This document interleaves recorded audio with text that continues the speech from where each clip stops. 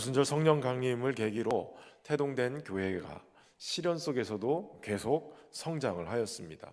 믿는 무리가 한 마음과 한 뜻이 돼서 모든 물건을 서로 통용하고 큰 권능으로 증언하면서 큰 은혜를 받는 공동체가 되었죠. 사도들의 권위 아래 순종하고 믿음과 성령이 충만하고 또 물질로 헌신하는 사람들이 많아졌어요. 그렇게 많아졌을 때 특별히 그 믿음의 공동체, 성령의 공동체, 그렇게 부흥하던 공동체를 흐트러 버리고 순결함을 잃어버리게 만드는 그러한 사건이 벌어집니다. 아나니아라고 하는, 여호와의 은총이라고 이름하는 이 아나니아가 삽비라라고 하는 아름답다라는 이름의 뜻, 이 두 내외가 성령의 공동체, 사랑의 공동체를 무너뜨리는 행위를 하게 되는 거죠. 팔았던 그런 밭의 값을 얼마를 숨겨놓고 하나님 앞에 헌금을 하면서 그것을 속이는 거예요. 아까워서 반만 팔고 반은 숨겨놨습니다 라고 정직하게 얘기했으면 문제가 안 되는데, 사도들 발 앞에 내려놓으면서 그러면서 이게 다라고 얘기한 거예요. 교회의 순결함과 성령의 역사, 하나님을 업신여기는 그러한 모습을 하나님은 이 초대교회 부흥의 역사 속에 굉장히 엄중하게 다루셔서 이 교회의 순결함을 유지하고 그 은혜를 유지하기 위해서 이들의 목숨을 걷어가십니다. 이들도 사도들의 설교에 충만한 은혜를 받았던 사람들이에요. 아멘하고 같이 가만히 생각해 보면 여러분 어떻습니까? 내 재산 다 팔아가지고 반만 드려도 엄청나게 드리는 거예요. 밭을 팔아서 반만 드려도 그 엄청난 헌신이죠. 그런데 다른 어떤 팔지 않고 드리지 않은 사람보다도 더 어떻게 보면 헌신한 것인데 이들이 뭐 그렇게 크게 잘못한 거예요. 중요한 것은 양의 문제가 아니라 질의 문제죠. 하나님 앞에 어떤 마음으로 드리느냐라는 거예요. 하나님을 정말 살아계신 하나님으로 인정하고 있느냐, 사람의 눈만 가리우려고 속이려고 하는 거냐. 사실 설교의 은혜를 받았다 해도 거듭나지 않으면 안 된다는 거예요.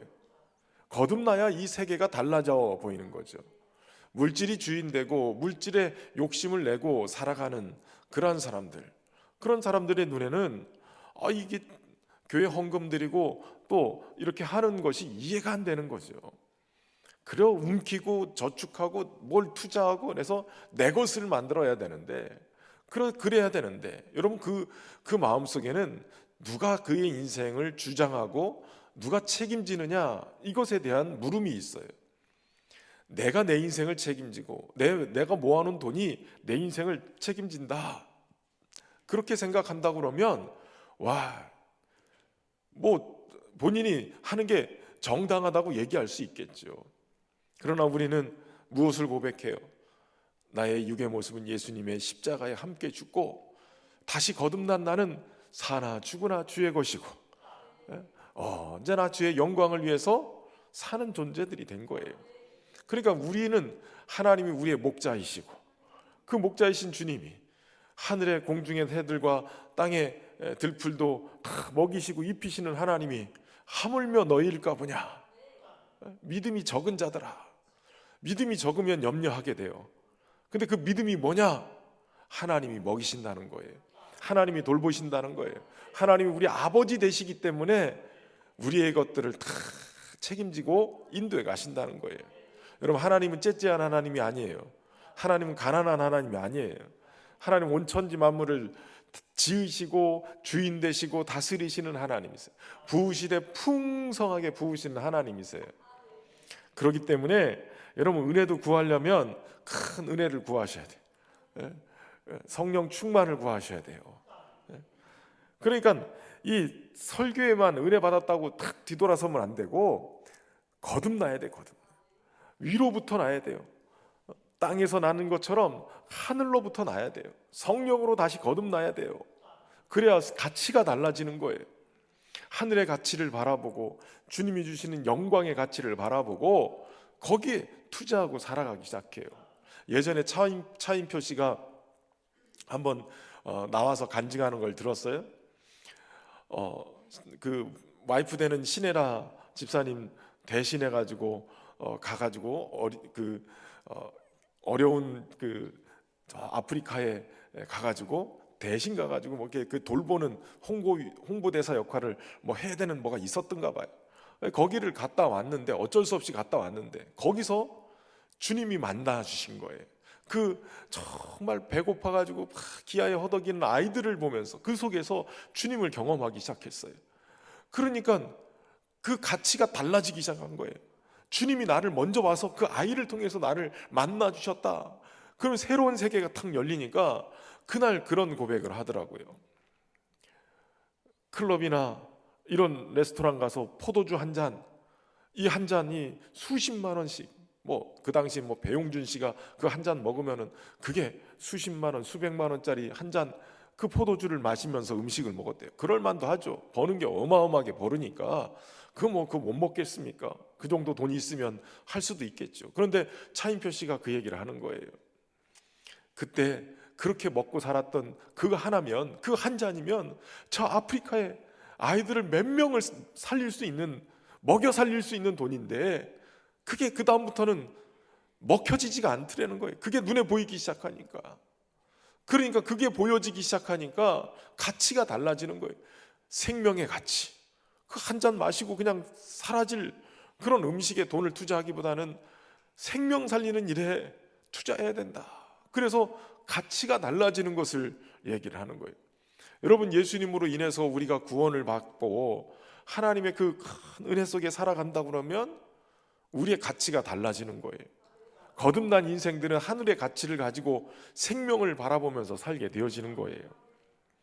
그런데 이 부부의 마음이 사탄의 충동 때문에, 처음부터 그러진 않았을 거예요. 은혜 받고 나도 저 사람들처럼 헌신해봐야지, 나도 저 사람들처럼 저렇게 은혜롭게 함께 나누면서 가난한 사람이 없도록 나도 내 거를 팔아서 도와야지, 이런 마음이 있었을 거예요. 그래서 밭을 팔았겠죠. 그런데 그 밭을 팔고 어느 순간에 갑자기 사탄이 충동을 하는 거죠. 야, 아깝잖아, 밭만 떼서 숨겨놔. 여러분, 때로는 우리가 하나님 앞에 헌신할 때 사탄이 자꾸 옆에서 충동해요. 야, 그거 너 손해야, 그거 안 아까워? 자꾸 옆에서 충동을 한단 말이에요. 그때마다 우리의 믿음을 주님께로 완전히 붙여야 돼요. 흔들리지 말아야 돼요. 주님이 주신 마음을 붙들고 그렇게 해야 돼요.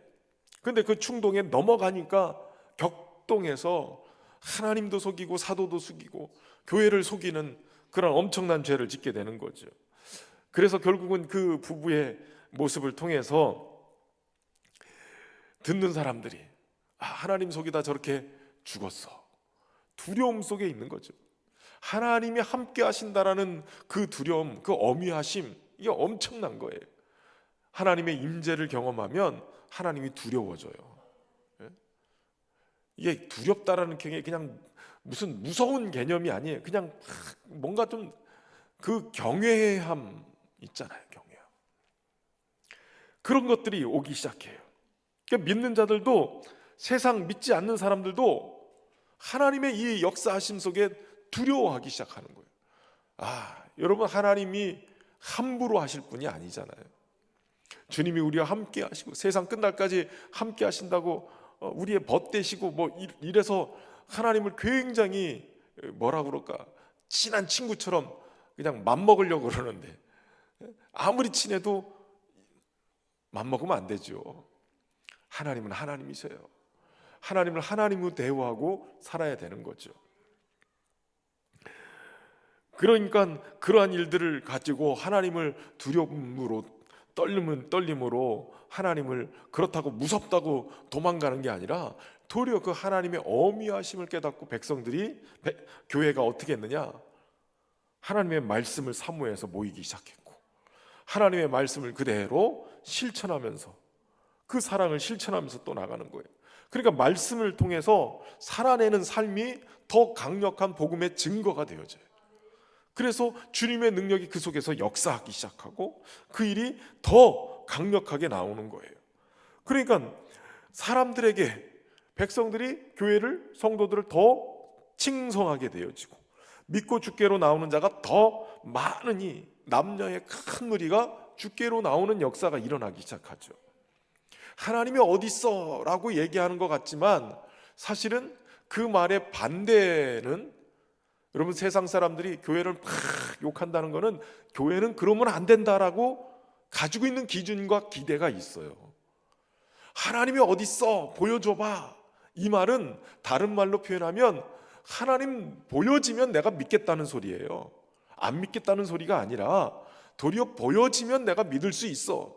여러분, 하나님을 보여줄 수 있는 곳이 어디냐면 저와 여러분 교회인 거예요. 교회를 통해 주님이 역사하심을 보여주기를 원하는 거예요. 강력한 하나님의 임재, 하나님의 일하심, 이게 교회 안에서 드러나야 되는 거예요. 무엇보다도 성도들의 심령 가운데 하나님을 하나님으로 인정하고 고백하는 그러한 고백들이 계속 되어질 때 그 모습 속에서 하나님의 임재가 더 강력하게 일어나게 되는 거예요.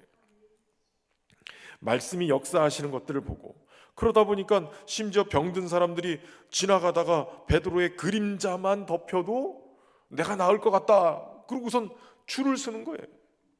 이게 엄청난 일 아니겠어요? 예수님 지나가다 그림자 때문에 병 나았다는 얘기는 성경에 못 본 것 같아요. 근데 베드로는 그림자만이라도 덮으면 병 나을까 해서 사람들이 막 줄을 섰다는 거예요. 수많은 사람들, 병든 사람들, 더러운 귀신 맞은 사람들이 와서 다 나음을 얻었다는 거예요. 그러니까 여러분, 예루살렘이 얼마나 기가 막히게 일어났겠어요. 거제에 신현교회 막 병든 사람들이 막 예배만 드리면 빨딱빨딱 일어나고 막 다 나섰다, 막 암 환자들이 다 치료됐다. 그럼 어떤 일이 벌어질까요? 거제에 있는 병자는 다 신현교회 올 거고, 저 통영에서도 막 쫓아올 거고, 저 부산 명지서부터 막 다 들어올 거 아니에요? 여러분, 요즘 사람들은, 하여튼 제가 오늘도 병원을 잠깐 다녀왔는데 병원에 가서 보니까 입원 수속 근데 오늘만 2천 몇 명이 번호가 붙어 있더라고요. 그러니까 무슨 대학병원 한 군데만 해도 하루에 2천 명이 넘게 입원 수속을 하고 앉았는 거예요. 얼마나 많은 어마어마한 사람들이 지금 병에 시달리고 있는가. 오늘 깜짝 놀랐어요. 2천 명이 넘는다고? 그 병원에? 하루만? 병원 하나가 그렇단 말이에요.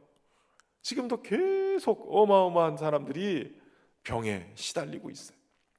그 병 고치는 역사만 일어나면 얼마나 대박 날까, 그런 생각도 들었는데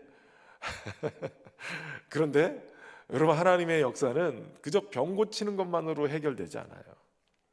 신유의 은사가 있고 그래서 병을 고쳐도, 저는 그런 경험을 좀 해봐서 조금 약간의 부정적인 생각을 가지고 있는지 모르지만, 여러분, 죽을 병에서 나도 예수님 안 믿는 사람들이 있어요. 전에 있던 교회에서 정말 죽을 병에 걸린 사람이, 사망 선고 받은 사람이 기도하면서 살아났어요. 그런데 1년 지나고 나서 교회를 안 나오는 거예요.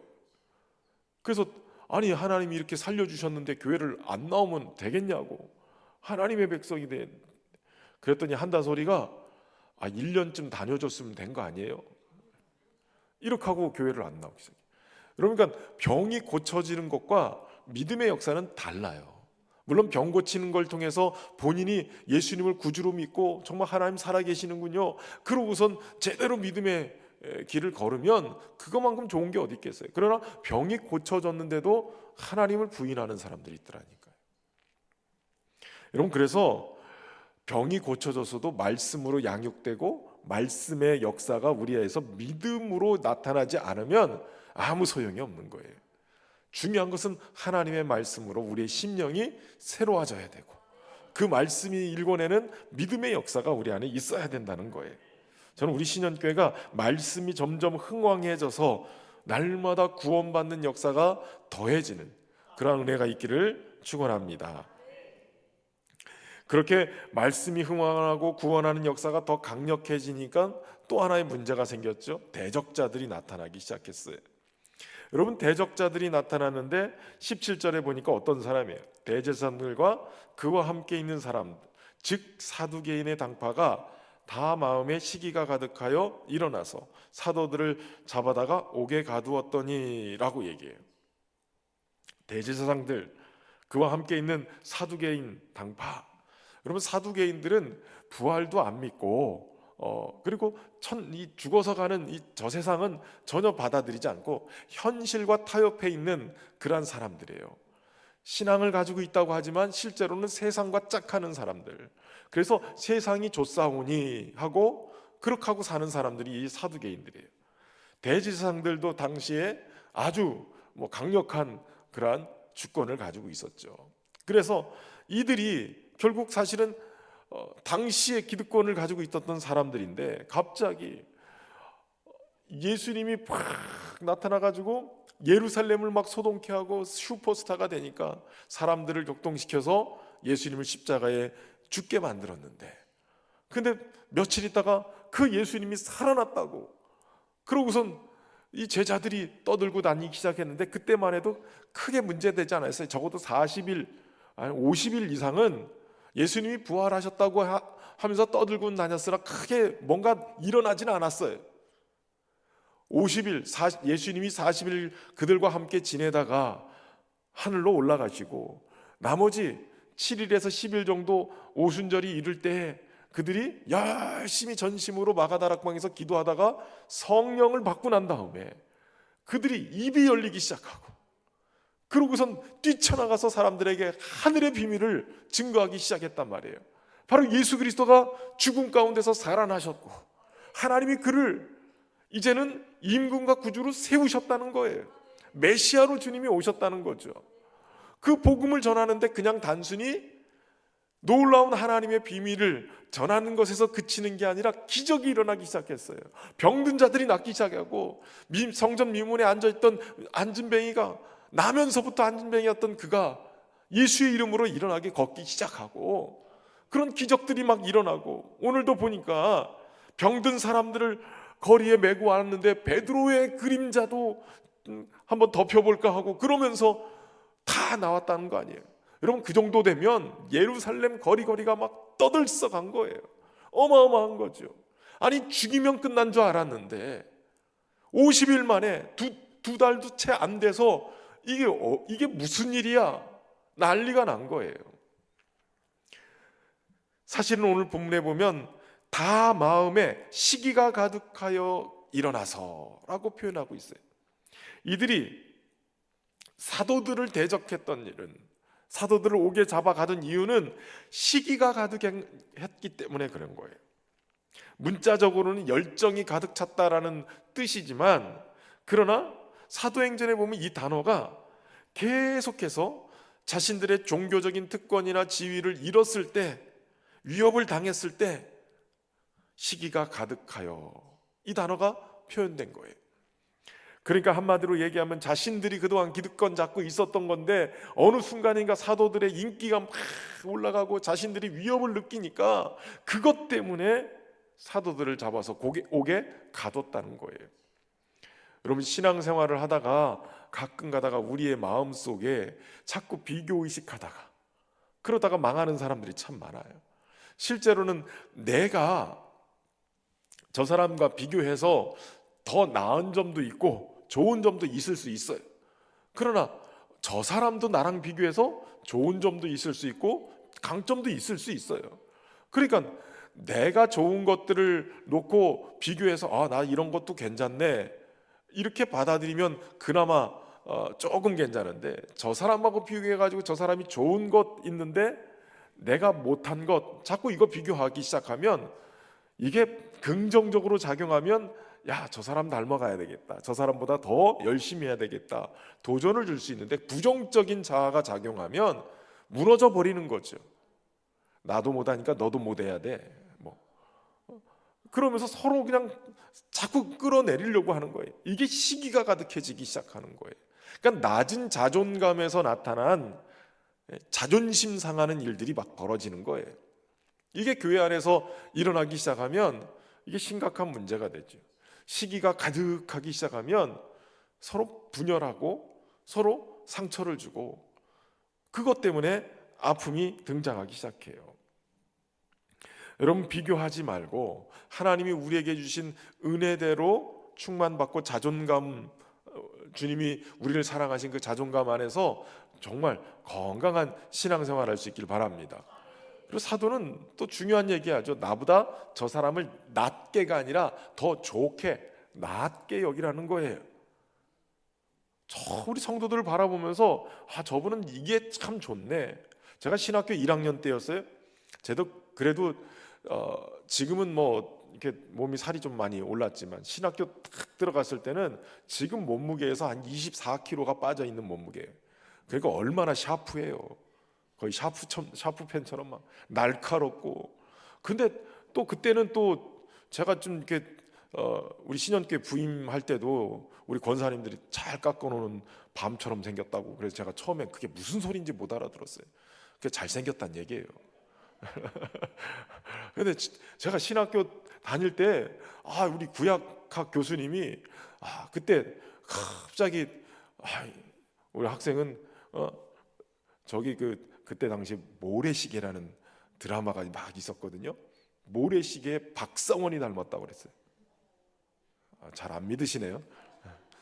그때는 그랬어요. 그때.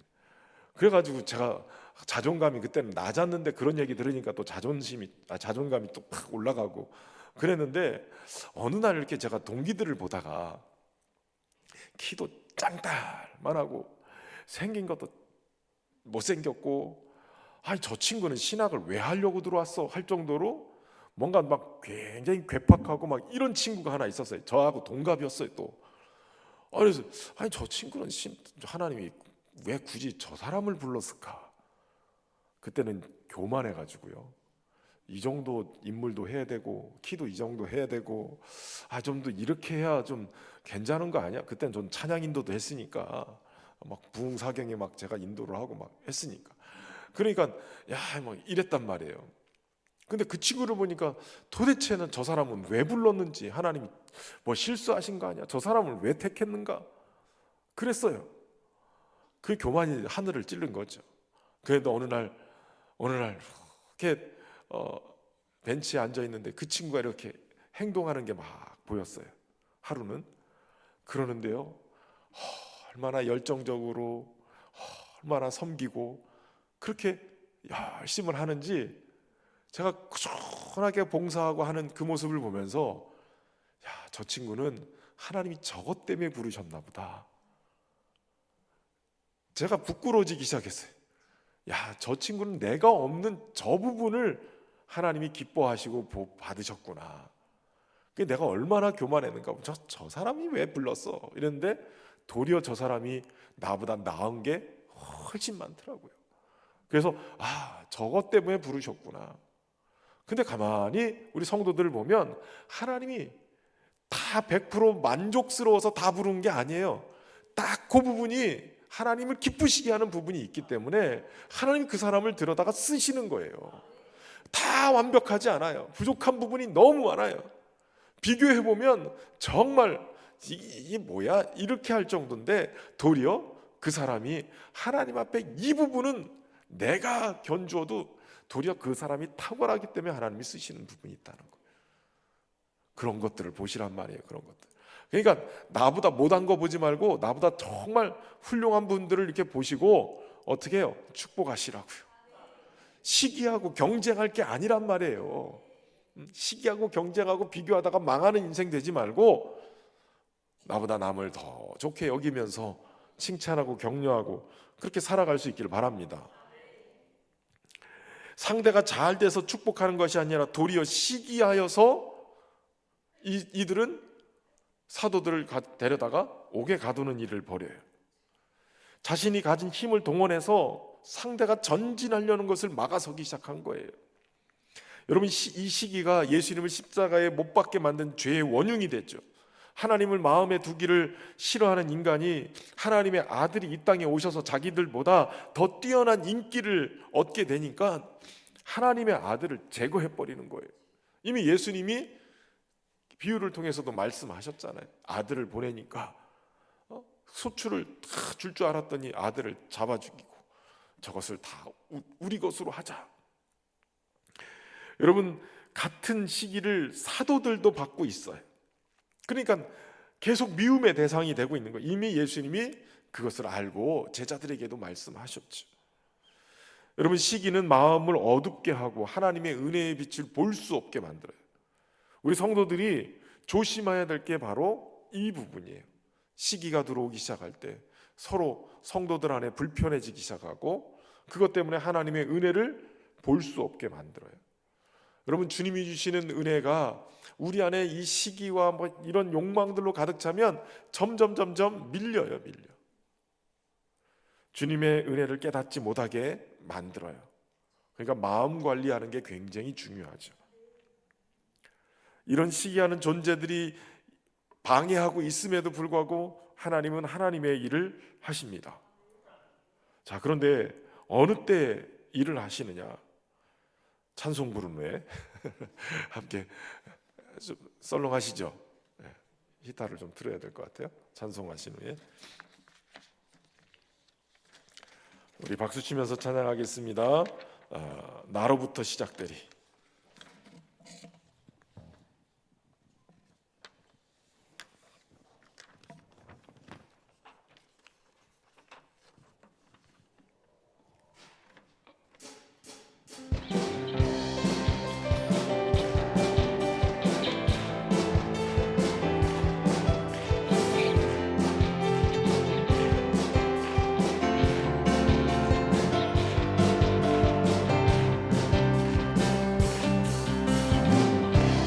그 하늘 위로 밝은 태양 떠오르듯이 난 주저앉지 않으리.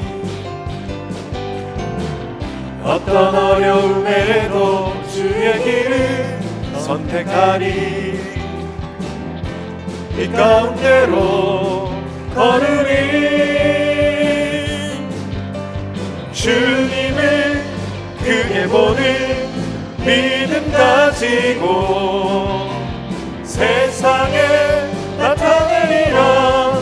놀라운 주의 사랑을, 주의 품을 안고 일어나리라. 선한 능력으로 일어나리라. 이 땅의 누군가 회복을 나로부터 시작되리. 주의 꿈을 안고 일어나리라. 선한 능력으로 일어나리라. 이 땅의 부흥과 회복은 바로 나로부터 시작되리. 한 번 더 찬양합시다. 저 높은 하늘 위로, 저 높은 하늘 위로 밝은 태양 떠오르듯이 난 주저앉지 않으리. 어떤 어려움에도 주의 길을 선택하리. 이 가운데로 걸으리. 주님을 크게 보는 믿음 가지고 세상에 나타내리라. 놀라운 주의 사랑을, 주의 꿈을 안고 일어나리라. 선한 능력으로 일어나리라. 이 땅의 부흥과 회복은 바로 나로부터 시작되리. 주의 꿈을 안고 일어나리라. 선한 능력으로 일어나리라. 이 땅의 부흥과 회복은 바로 나로부터 시작되리.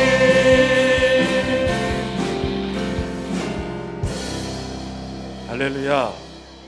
이 땅의 부흥과 회복이 누구부터 시작하는 거예요? 나로부터 시작되는 거 맞아요? 그럼 누가 은혜를 받아야 돼? 내가 은혜를 받아야지. 말씀이 딴 사람 말씀 듣다가 야, 이 말씀 저 사람이 들었으면 좋겠는데, 우리 사랑방에 누구 들으면 딱 좋겠는데, 아니에요. 그 말씀은 오늘 누구에게 주시는 말씀이에요? 오늘 나에게 주시는 말씀이에요. 나에게 주시는. 그러니까 시기하지 말라면 누구한테 하는 거예요? 나한테 하는 거예요. 내 안에 뭔가 좀 비교와 의식에 사로잡혀서 자꾸 무너지는 부분이 있다면 하나님 붙들고, 오늘도 주님이 주시는 은혜로만 채우세요. 시기를 다 몰아내고 은혜로만 채우시면 되는 거예요. 이런 시기하는 존재들이 방해한다 할지라도 사도들은 멈추지 않았어요. 성령께서 멈추지 않은 거죠. 하나님의 사람들은 성령께서 오늘도 역사하시는 것을 경험하며 사는데, 여러분 오늘 본문에 보니까 사도들을 잡아다가 옥에 가뒀어요. 거기에 갇혀 버린 것 같아요. 여러분 시기로 내 안에 가득 채우면 마치 내가 옥에 갇혀 있는 것 같아요. 사로잡히는 거예요. 하나님의 은혜가 역사하고 하나님이 역동적으로 역사하는데도 불구하고 나는 옥에 갇히는 거예요. 옥에 갇히는 것이 성경에 몇 가지 나오는데, 용서하지 못할 때 옥에 갇혀요. 1만 달란트 빚진 자가 탕감받고 100데나리온 빚진 자를 가서 멱살 잡고 옥에 옥졸들한테 가가지고 이 사람이 빚을 안 갚았다고 이러니까 민망해서 임금한테 가잖아요. 이 사람이 1만 달란트, 이 천문학적인 금액을 수백억을 탕감을 받아놓고 1,000만 원 빚진 사람 데려다가 빚 안 갚는다고 옥졸들에게 왔다는 거예요. 그게 얼마나 기가 막힌 거예요. 임금이 뭐라 그래요? 옥졸들에게 붙여서 옥에 가두라는 거예요. 여러분 용서하지 않으면 우리의 마음이 하나님의 은혜의 자리가 아니라 옥에 갇혀 있는 것처럼 팍 갇혀 있어요. 미움에 갇혀 있고 그렇게 갇혀 있는 거예요. 그러니까 교회를 다니면서도 은혜가 쏟아지는데도 내가 갇혀 있으면 그 은혜를 누리지 못해요. 시기도 마찬가지. 계속 시기 질투에 갇혀 있으면 하나님의 은혜의 역사를 경험하지 못하는 거예요. 그런데 여러분 초대교회는 하나님의 얼마나 강력한 역사가 일어나는지 19절에 보니까 주의 사자가 밤에 옥문을 열고 끌어내요. 나중에 대제사장과 이 함께 있는 사람들이 공회에서 이들을 옥에 가둬뒀으니까 끌고 나오라고 얘기했는데 감옥도 잠긴 그대로요. 옥문을 지키는 병사들도 그대로인데 열고 보니 아무도 없었다는 거예요. 신기하잖아요. 여러분 여전히 지키고 있고 옥문도 단단하게 잠겨져 있는데 주의 사자가 옥문을 열고 끌어내서 그들을 성전으로 옮겼어요. 성령께서 역사하시는 거예요. 주님의 사자가 강력하게 일하시는 거예요.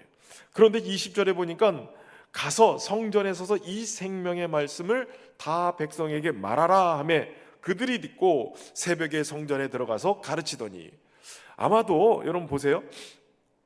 밤에 옥문을 열고 끌어내서 성전에 가서 말씀 전하라는 거예요. 그러니까 이들이 언제 순종해요? 그들이 듣고 새벽에 성전에 들어가서 가르치기 시작해요. 옥문을 열고 끌어내고 전하라. 이것은 주님의 명령이에요. 주님의 의지가 너무도 강력하죠. 그리고 여기서 중요한 것이 가서 말씀을 전하라 할 때 성전에 서서 이 생명의 말씀을 다 백성에게 말하라 했다는 거예요. 말씀이 지금 뭐라고 표현되어 있냐면 생명의 말씀이라는 거예요. 그러니까 여러분 하나님의 말씀은 생명을 일으키는 말씀이요 생명을 주시는 말씀이고 생명을 살리는 말씀이에요.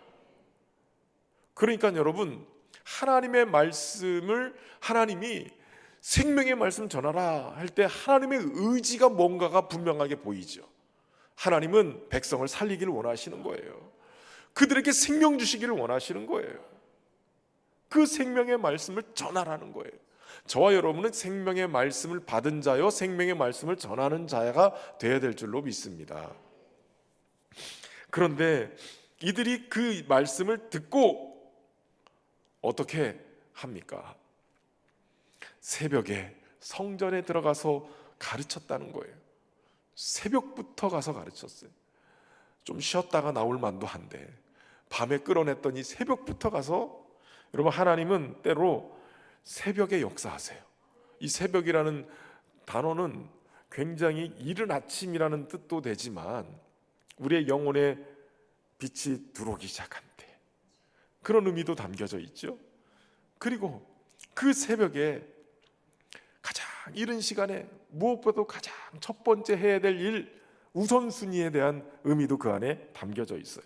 그러니까 사도들이 새벽에 가서 성전에 들어가서 가르치는 거예요. 늦게 나가서 가르칠 만도 안 돼. 새벽부터 나간다는 얘기는 그렇게 일찍 순종한다는 거예요. 이게 얼만큼 중요한지 알고 순종하고 그 일을 시작했다는 거예요. 여러분, 아브라함이 100세에 얻은 이삭을 모리아산에 가서 바치라고 할 때, 번제로 드리라고 할 때 하나님 앞에 그 말씀을 듣고 순종하는데 성경은 뭐라고 기록하고 있냐면 창세기 22장 3절에 아브라함이 아침에 일찍이 일어나 순종했다는 거예요.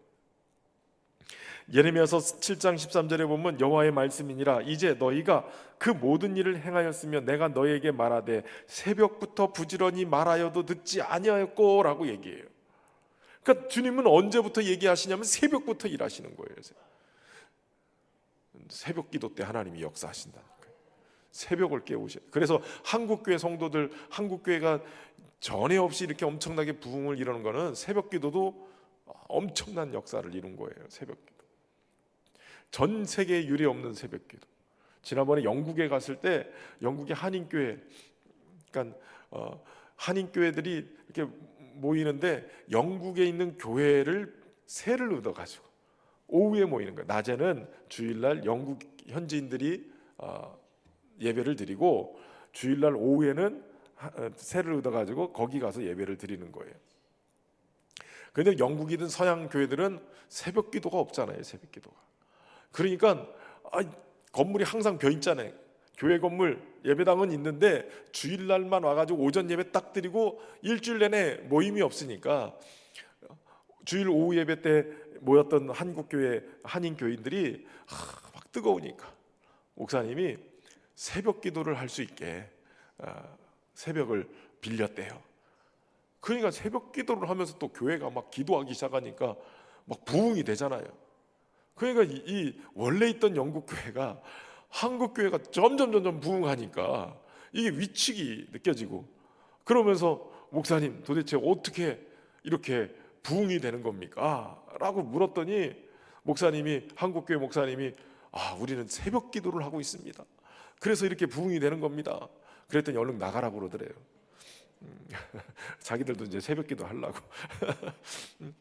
그래가지고 목사님이 그래서 쫓겨나가지고 여기 교회로 왔다고 그러면서 얘기를 하시는데 저희가 방문했는데 얼마나 뜨겁고 은혜가 넘치는지. 그래서 다음부터는 그 현지 교회 목사님이 어떻게 이렇게 부흥하냐고 물으면 안 가르쳐 줬대요. 쫓겨날까 봐. 새벽 기도 얘기를 안 했다는 거예요. 여러분, 하나님은 새벽에 역사하세요. 시편 46편 5절에 하나님이 그 성 중에 계심에 성이 흔들리지 아니할 것이라 새벽에 하나님이 도우시리로다. 예수님도 기도를 언제 했냐면 마가복음 1장 35절에 새벽 아직도 밝기 전에 예수께서 일어나 나가 한적한 곳으로 나가사 거기서 기도하시더니. 그래서 한국교회 목사님들은 이 새벽 기도, 그래가지고 새벽 기도를 시작한 거예요. 새벽에 도우시는 하나님의 은혜. 여러분, 순종도 새벽에 해야 돼요. 새벽에. 하나님의 말씀이 떨어지기가 무섭게 아멘 하고 순종하기 시작하면 새벽에 일하시는 하나님의 역사가 우리를 통해서 일하게 될 줄로 믿습니다. 저도 새벽에 어떤 때는 막 설교가 막 새벽에 막 생각날 때가 있어요. 그래가지고 막 제가 새벽에 핸드폰을 이렇게 붙들고 있으면 목사님 계시를 받았구나. 지금 설교 준비하고 계시나 이렇게 생각하셔야 돼요. 인터넷 혹시라도 검색하는 것 같이 보여도 설교 자료 찾는 거예요. 이게 시가 뭐가 있는데 이러면서 막 찾는 거니까 저를 보고 시험 들지 마세요. 혹시라도 강대상 위에서도 뭘 이렇게 막 핸드폰을 하고 있으면 이게 자료 찾고 있구나 이렇게 아시면 돼. 은혜가 되는 거예요. 저도 새벽에 자꾸 이렇게 계시가 와가지고 막 설교가 막 새벽에 막 준비가 될 때가 있어요. 여러분, 새벽을 깨우십시오. 일어나 새벽을 깨우리로다. 그리고 새벽에 주시는 감동이 있으면 순종하되 일찍 순종하시는 거예요. 빠르게 순종하는 거예요. 주저하지 말고. 대부분은 하나님이 주시는 감동은 처음 감동이 진짜예요. 첫 번째 주시는 감동이 진짜예요. 두 번째, 세 번째 줄 때는 타협하는 감동이 와요. 대부분은. 다 아시잖아요. 우리끼리니까. 대부분은 타협하다가 끝나버려요. 하지도 못하고. 아마 이 아나니아와 삽비라도 첫 마음은 분명했을 거예요. 타협하다가 이 모양이 된 거예요. 그러면 순종을 하되 언제 순종을 해야 되냐면 새벽에 순종. 다시 말하면 일찍 순종하고 첫 번째 순종하셔야 돼요. 그때 역사가 일어날 줄로 믿습니다. 그런데 여러분, 그들이 그렇게 순종해서 가가지고 생명의 말씀을 새벽부터 전하는, 그러니까 문을 열었는데도 아무도 없고 그 옥문은 잠겨져 있다가, 그래서 사람들이 와가지고 새벽부터 지금 성전에서 지금 가르칩니다. 쫓아가서 강제로 잡아와요. 근데 함부로 하지 못하는 거는 백성들이 이미 은혜 받고 있거든요. 그러니까 돌로 칠까 두려워해서 또 끌어다가 공회 앞에 데려다 놓는 거예요. 그들은 여전히 백성의 눈을 의식하고 있어요. 하나님은 의식하지 못하면서 사람은 의식하고 있다는 거예요. 백성들에게 돌 맞을까 봐, 백성들에게 인기가 떨어질까 봐 두려워하는 거예요. 그 두려움이, 아까는 시기 때문에 잘못된 길을 갔는데 그 두려움이 또다시 이들을 잘못된 길로 안내하는 거예요. 사람의 눈을 향한 두려움, 그것이 결국은 예수님을 십자가에 못 박는 엄청난 죄악을 저지르는 계기도 됐어요. 구약의 사울왕도 사람의 눈을 자꾸 의식했던 왕이죠. 사람들의 요구에 의해서 첫 번째 이스라엘 왕으로, 초대 왕으로 세워진 사람, 사람들의 인기가 올라가니까 그것에 대한 마음을 품고 있었어요. 그러나 한 사무엘을 통해서 이 사울 왕이 하나님께 버려진 자가 된 것을 알게 되죠. 순종하지 않고 그저 백성들의 말을 듣고 다 멸해야 될 그러한 짐승들 중에 양들, 좋은 것들만 숨겨놓고, 그리고 아까우니까 그렇게, 그러면서 나중에는 하나님 앞에 드리려고 그랬다고. 사람의 말을 듣고 아까워서 숨겨놓은 거예요. 그리고 심지어는 블레셋과 전투를 앞두고 사무엘이 도착하지 않으니까 자신이 직접 화목제, 번제 이거 가져다가 드리려고 하다가 문제가 된 거예요. 여러분, 하나님을 두려워하기보다는 자꾸 사람의 눈을 의식하다가 선을 넘는 거예요. 선을 넘으면 안 돼요. 선이 굉장히 중요하죠. 성경의 선은 하나님의 말씀이에요. 말씀의 선이 필요합니다. 대제사장이 그들에게도 이 이름으로 사람을 가르치지 말라고 언금하였어요. 그러나 이 가르침이 예루살렘에 가득하게 만들었으니까 이 사람의 피를 우리에게 돌리고자 합니다. 이 사람이 지금 누구를 얘기하는 거예요? 예수님에 대한 이야기를 하는 거예요. 자신들이 시기해가지고 그렇게 십자가에 못 박아 죽게 만들었는데 예수님이 부활하셨다고 그러고 그분의 이름을 가지고 병든 자들이 낫고 귀신이 쫓아나고 기적이 일어나니까 그들이 죽인 예수님이 정말 하나님의 아들 아닌가? 하나님 아닌가? 이런 상황들이 벌어지기 시작하는데, 그를 죽였던 그 피를 우리에게 돌리고자 이렇게 만들어버린 것 아니냐라고 얘기하는 거죠. 여러분, 사람을 자꾸 의식하다 보니까 이런 생각을 하고 있는 거예요. 자꾸 우리가 잘못했다라고 인정하면 좋은데 자꾸 사람이 두려우니까 변명하고 핑계대고 그렇게 거짓말로 거짓을 자꾸 막다가 망해버리는 인생이 되는 거예요. 여러분, 인생은 사람을 두려워할 것이 아니라 하나님을 두려워하며 살아야 돼요. 단지 무서워라는 말이 아니라 하나님의 어미하심 속에서 주님을 인정하고 경외하는 삶을 살아야 될 줄로 믿습니다. 예수님은 마태복음 10장 28절에 몸은 죽여도 영혼은 능히 죽이지 못하는 자들을 두려워하지 말고 오직 몸과 영혼을 능히 지옥에 멸할 수 있는 이를 두려워하라. 하나님을 두려워하라는 거예요. 이에 베드로와 사도들이 29절에 그렇게 고백하죠. 사람보다 하나님께 순종하는 것이 마땅하냐?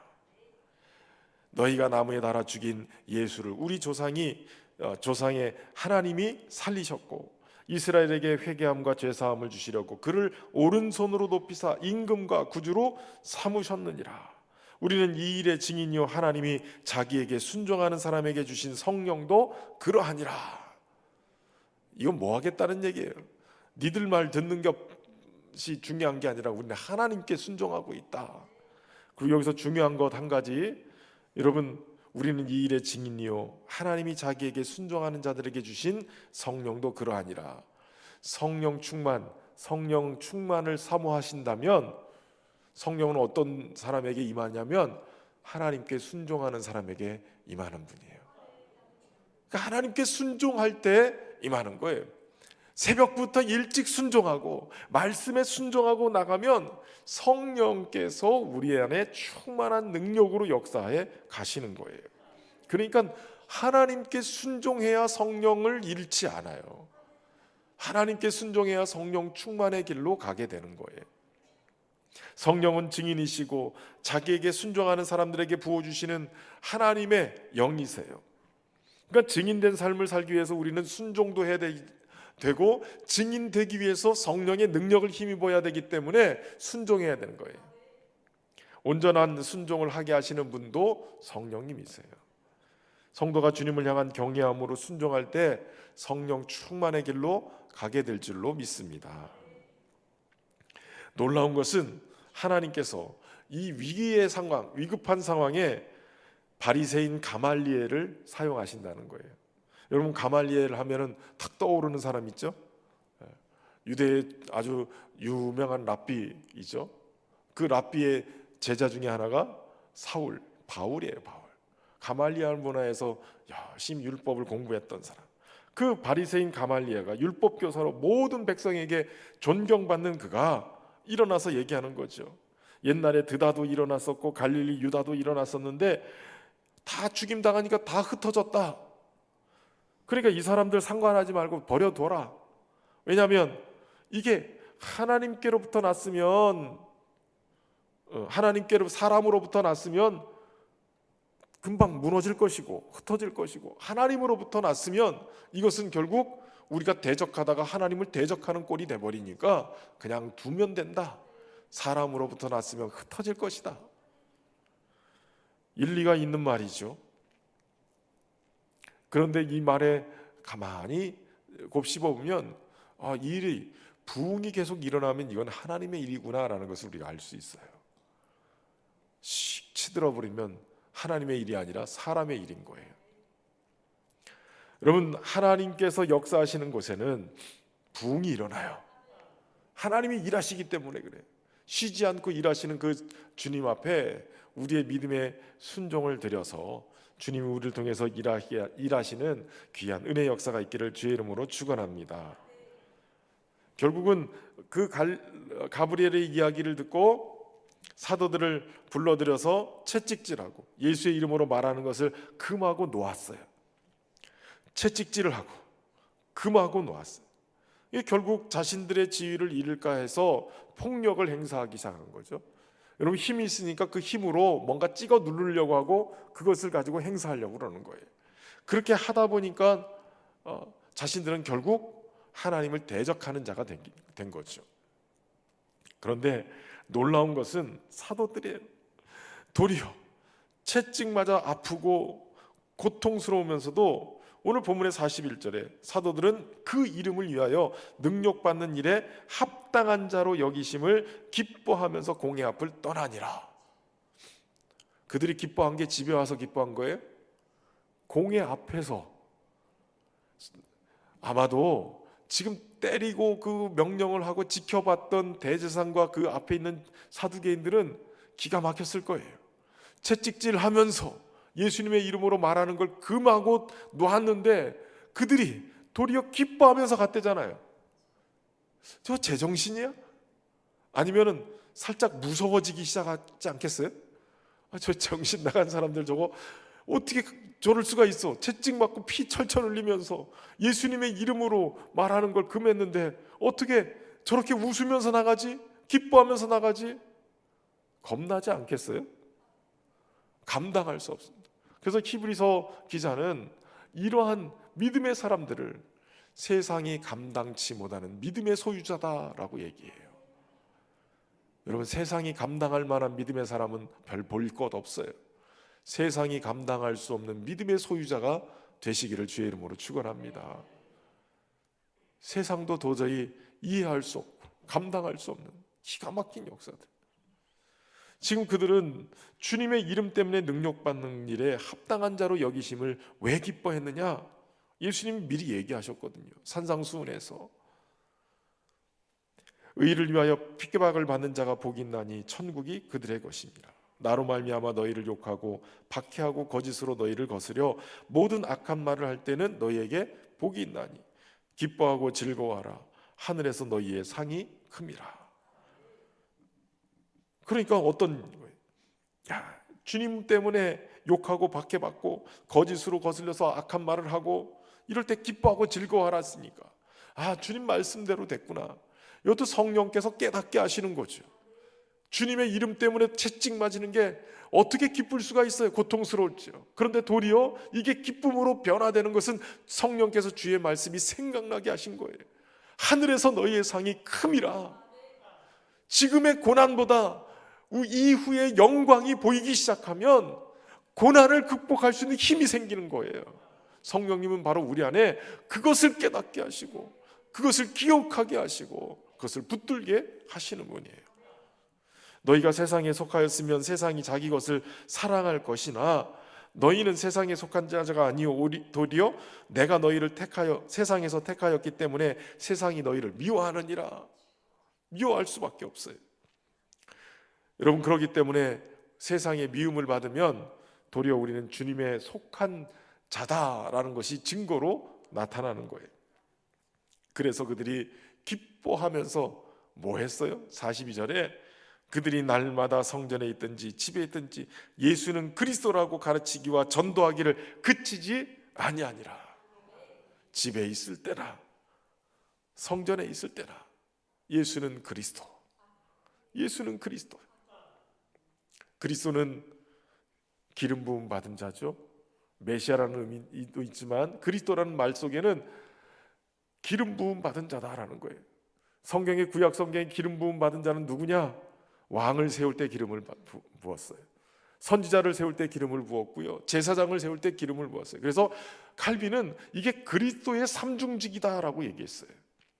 그러니까 그리스도라는 말 속에는 예수님은 나의 왕이십니다. 예수님은 나의 말씀으로 인도하시는 선지자입니다.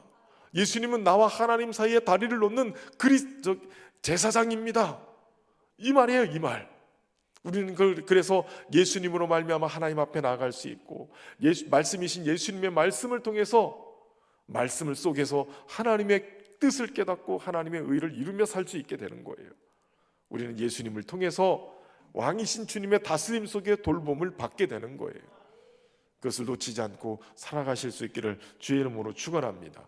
오늘도 여러분 안에 예수님의 이름의 능력이 충만하게 나타나기를 주의 이름으로 축원합니다. 성령이여 임하소서. 함께 찬양하고 기도하고 나가겠습니다.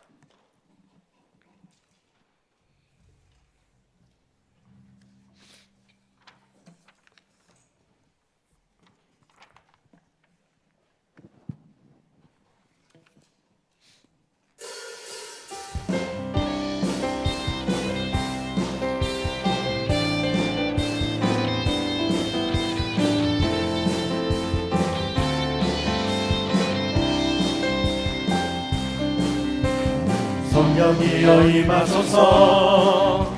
내 마른 나의 심령 위에 주님의 은혜에 담비 내려 날 흠뻑 적셔 주옵소서. 주의 권세 주의 능력 지금 이 시간 임하소서. 악한 권세 모두 깨뜨리고 주님 나라 임하소서. 영광 할렐루야. 예수의 그 피가 내게 승리 주네. 구원이 되시네. 영광 할렐루야. 예수의 이름이 능력되네 소망이 되시네 성령이여 임하소서 내 마른 나의 심령 위에 주님의 은혜에 담비 되려 날 흠뻑 적셔 주옵소서 주의 권세 주의 능력 지금 이 시간 임하셔서 악한 권세 모두 깨뜨리고 주님 나라 임하소서 영광 할렐루야 예수의 그 피가 내게 승리 주네 구원이 되시네 영광 할렐루야 예수의 이름이 능력되네 소망이 영광 할렐루야 영광 할렐루야 예수의 그 피가 내게 승리 주네 구원이 되시네 영광 할렐루야 예수의 이름이 능력되네 소망이 되시네 복음 들고 산을 넘는 자들의 늘 넘는 자들의 발길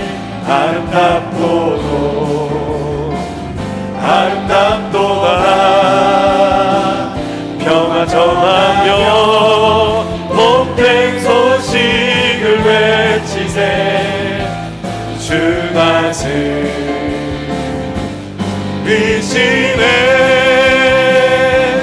주 다스리시네 주 다스리시네 주 다스리시네 주 다스리시네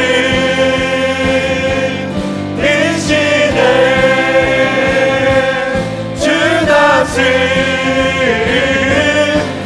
복음 들고 산을 넘는 자들의 복음 들고 산을 넘는 자들의 발길 아름답도다 평화 전하며 복된 소식을 외치세 주 다스리시네 힘있게 선포합시다 주 다스리 주 다스리시네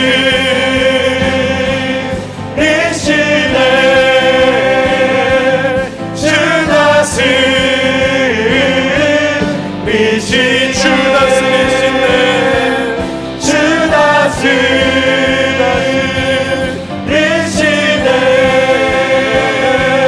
주 다스리시네 한 번 더 고백합시다 주 다스리시네 주 다스리시네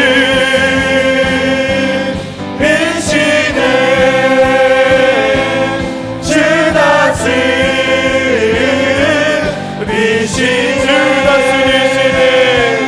주 다스리시네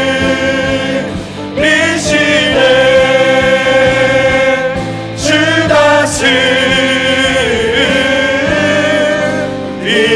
다스리시네 아멘 할렐루야 찬양합니다.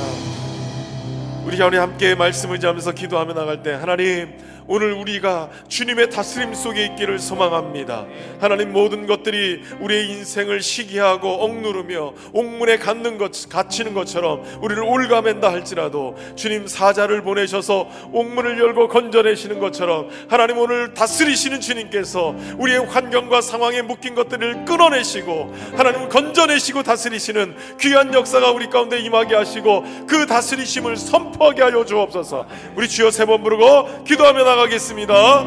주여 주여 주여 살아계신 하나님 아버지, 주님의 다스리시고 통치하신 우리가 선포하며 나갑니다. 주의 성령께서 이것에 임재하셔서 하나님 오늘도 주님의 다스림이 오늘도 우리 가운데 역사하며 선포되는 주의 말씀으로 말미암아서 옥문이 열려지게 하여 주옵소서. 인생을 묻고 있는 어둠이 떠나가게 하여 주시고 하나님의 모든 마음의 우울증이 떠나가게 하시고 질병의 묶임들이 풀어지게 하시고 하나님 오늘도 주님의 다스림 속에 하나님의 은혜 앞에 나가는 자들에게 주님의 능력이 충만하게 임하셔서 주님의 다스리심이 선포되는 곳에 예수님의 이름으로 모든 것들이 옥문이 풀어지고 하나님의 언제든지 일어나는 귀한 역사가 있기를 소망합니다. 하나님 이곳에 임재하여 주옵소서. 주님 이곳에 주의 권세와 능력으로 임재하여 주옵소서. 주님의 나라로 다스려 주시옵소서. 통치하여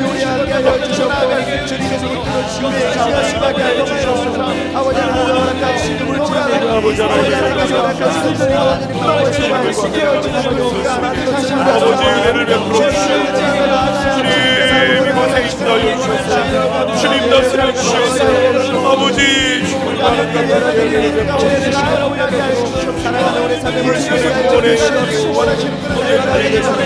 주님의 소망이시며 주여 은혜를 베풀어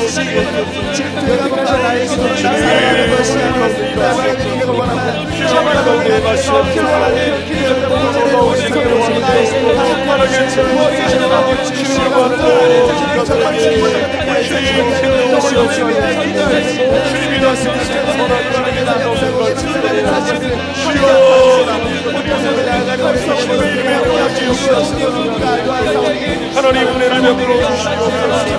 주님 아버지 하나님을 너희 주시옵소서. 성령이 우리 가운데 임하여 소망이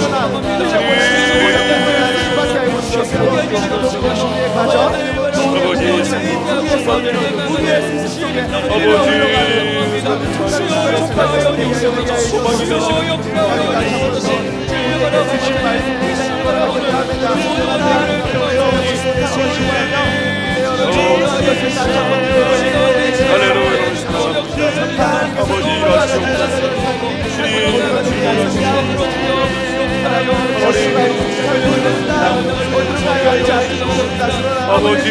일하시옵소서. 아버지 모든 유혹과 모든 즐거움과 모든 부귀영화는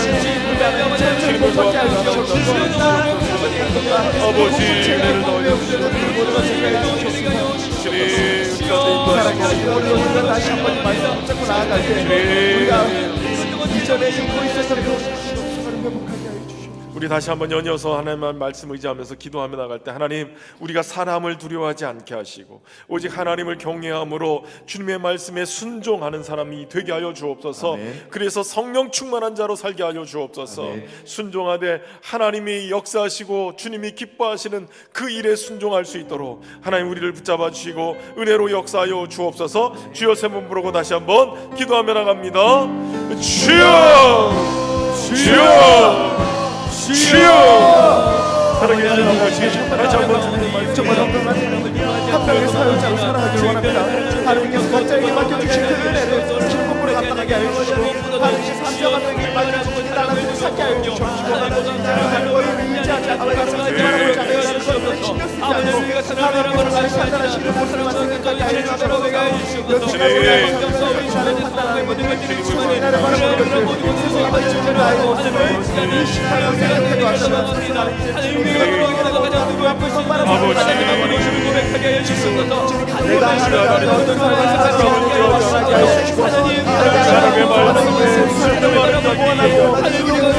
아버지 하나님 군자들이 우리가 하나님이 여태까지 나의 모든 기도를 주여 성받이나요. 하나님 세임받는 주여 없다고 성받아야 충만하게 주님을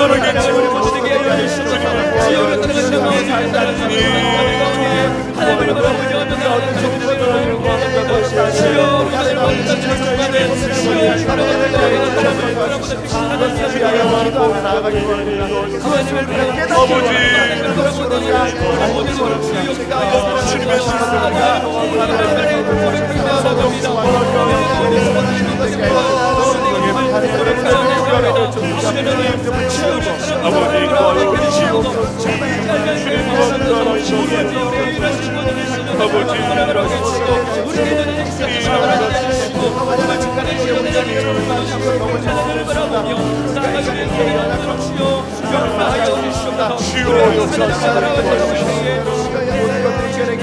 아버지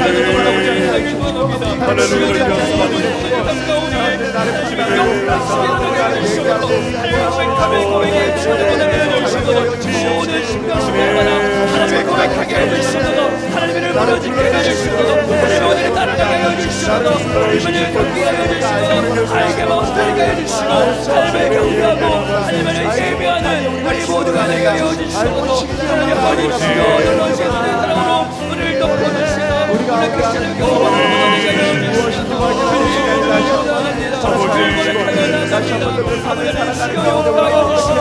아버지의 지 말대로 나가는 모두가 되게 해주시고 아버지 하나님 땅에서 아버지 노래하시고 아버지 앞에 우리가 넘어지지 않도록 주님 굴복하지 않도록 주님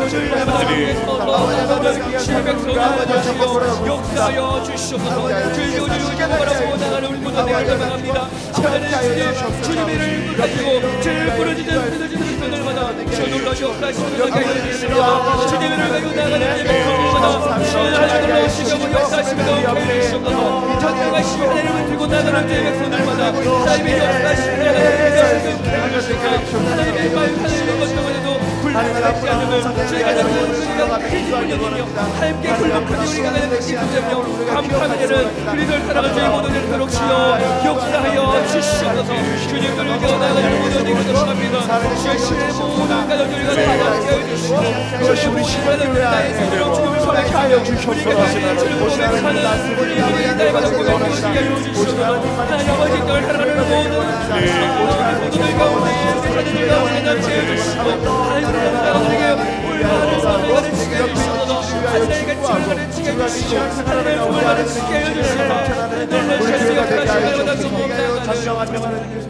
마지막으로 함께 우리가 기도하며 나갈 때 하나님 우리가 예수님의 이름 때문에 혹시라도 능력받는 일이 있다 할지라도 기쁨으로 승리하게 하여 주옵소서. 아멘. 무엇보다도 하늘에서 너희의 상이 큼이라 라고 하시는 주님의 말씀을 의지하면서 우리가 열심으로 믿음 생활하게 하시되 예수님이 그리스도이심을 증거하는 자로 전도하기 쉬지 않는 자로 예수님이 그리스도이심으로 왕이요 선지자요 제사장으로 오늘 우리의 삶 가운데 역사하실 것을 기대하면서 하나님 인도하여 달라고 우리 합심해서 주여 세 번 부르고 기도하고 여러분들의 기도 제목 가지고 기도하고 돌아가겠습니다.